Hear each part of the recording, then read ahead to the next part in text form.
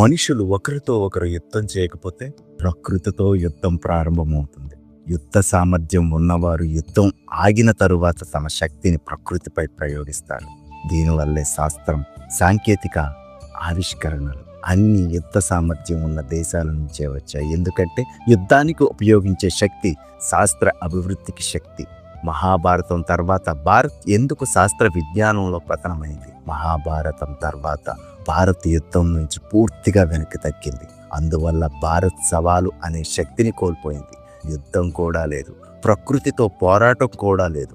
నదులను అదుపు చేయలేదు, వరదలను, కరువులను నియంత్రించలేదు, పర్వతాలను ఎదుర్కోలేకపోయింది. శాస్త్రం పెరగలేదు, పరిశోధన, టెక్నాలజీ అభివృద్ధి కాలేదు. యుద్ధాన్ని త్యజించిన దేశం సైన్స్ను కూడా త్యజిస్తుంది. ఇది చాలా కఠినమైన నిజం. మానవజాతి యుద్ధం చేసిందే శాస్త్రాన్ని ముందుకు నెట్టింది.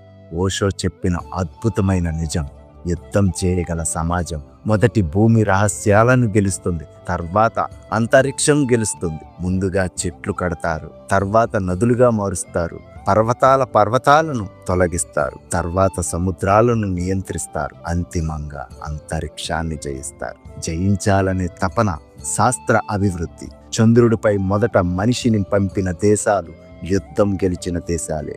యుద్ధం గెలిచిన దేశమే చంద్రుడిపై మనిషిని దించగలదు. ఎందుకంటే ధైర్యం, ప్రమాదాన్ని అంగీకరించే శక్తి, పరిశోధనను భారీ ఉత్సాహం, భయం లేని మానసిక శక్తి, ఇది యుద్ధ సామర్థ్యం ఉన్న దేశాల్లోనే ఉంటాయి. భారతదేశం పాసిఫిస్ట్ మూలాలను వెనుకబడినందున చంద్రుడిపై అడుగు పెట్టలేదు, అంతరిక్షంలో ఆధిపత్యం సంపాదించలేదు. ఓషో ప్రత్యక్షంగా చెబుతున్నది: శాంతివాదులు చంద్రుడిపై మనిషిని పంపలేరు. భవిష్యత్తులో చంద్రుడు యుద్ధ కేంద్రంగా అవుతాయి.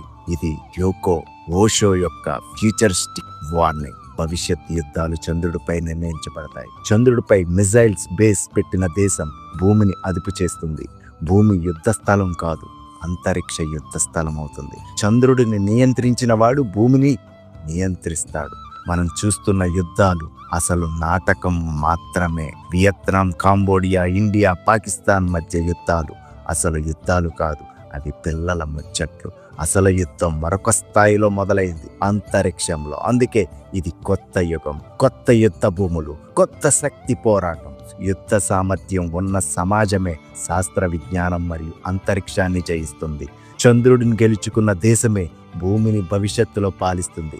ఇప్పటి యుద్ధాలు నాటకం, అసలు యుద్ధం అంతరిక్షంలో మొదలైంది.